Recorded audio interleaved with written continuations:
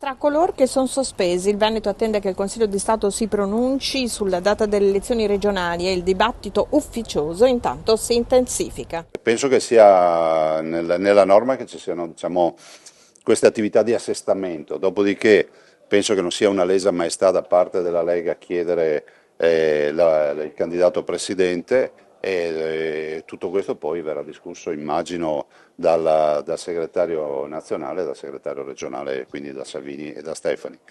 Staremo a vedere poi quale evoluzione ci sarà e soprattutto in virtù anche del fatto di sapendo anche quando si andrà a votare. Ma lei non esclude quindi una forza solitaria oppure a tutti i costi la coalizione deve essere unita? Guardi, io in questa fase non mi ci addentro proprio, nel senso che questi sono dibattiti che ho visto nascere già molto tempo fa. Direi che è fondamentale capire quale sarà la direzione, dopodiché il partito prenderà le sue decisioni.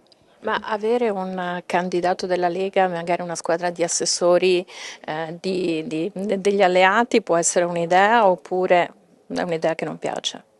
Ma guardi, io penso una cosa, che sia fondamentale che ci si incontri, o meglio si incontrino, visto e considerato che è un ruolo della politica, delle segreterie.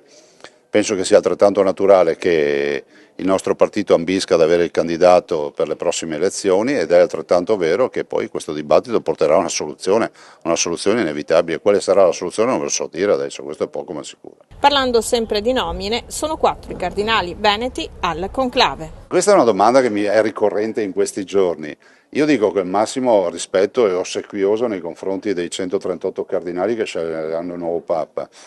Faranno, immagino, come al solito, una scelta giusta e al passo con i tempi, perché poi il Papa sarà interprete diciamo, del sentimento del suo gregge, e il Papa è il rappresentante di Dio in terra, come si dice, no? Della Chiesa Cattolica. Il Papa è anche il responsabile del dialogo interconfessionale, il Papa è anche colui che interpreterà il momento storico. E quindi la scelta è una scelta veramente importante e responsabile in un momento storico dei cigni neri. Dopodiché è innegabile, se tu chiedi vuoi bene alla mamma, tutti dicono sì, voglio bene alla mamma, quindi non venitemi a chiedere se tifo per il Veneto perché cioè, è innegabile, però non vorrei neanche che fosse penalizzato il cardinale Parolin, quindi noi guardiamo in ossequiosa attesa.